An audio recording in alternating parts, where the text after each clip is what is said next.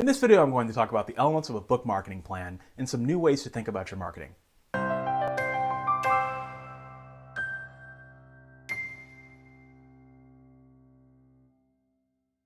Marketing plans.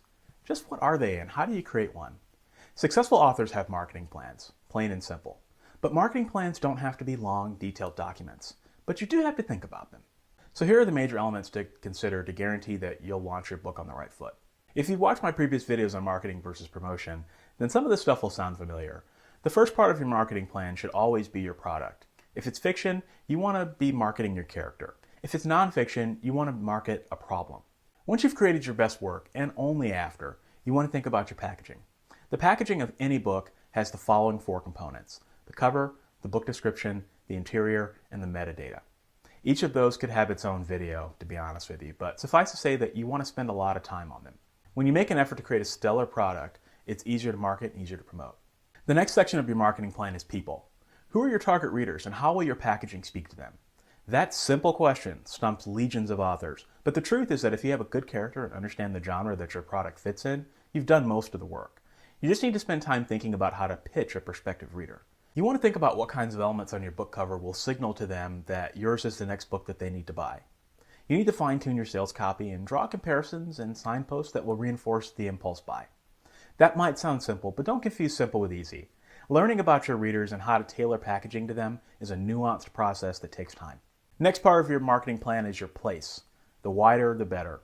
At the time of this video, going wide means Amazon, Nook, Kobo, Smashwords, Draft2Digital, Apple, CreateSpace or Ingram Spark, Audible, direct on your website, bookstore catalogs, libraries, and etc. New channels for distribution can and do open up at any time. Going wide with your work ensures that the widest possible amount of readers can experience your work. I shouldn't need to talk about this, honestly, but for some reason the allure of Kindle Unlimited is still too great. Next, let's talk about price. Actually, no, cut. Can we not talk about pricing? I don't want to do it. I'm kidding. Yes, let's talk about pricing. Pricing is a moving target. It fluctuates, and some readers are willing to pay more or less for a book than others. And the only reliable method of predicting the right price point for your book is to call a psychic hotline. Okay, I'm kidding, but the truth is that there's no right answer with price.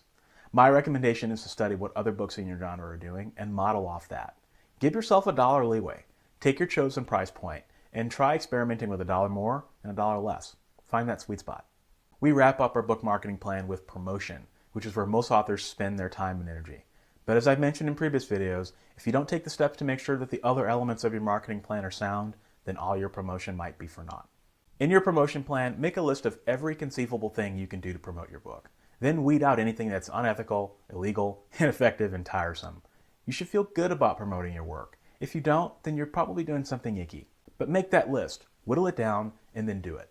When you're done with it, it's time to start writing the next book, and your marketing begins all over again once that book is finished.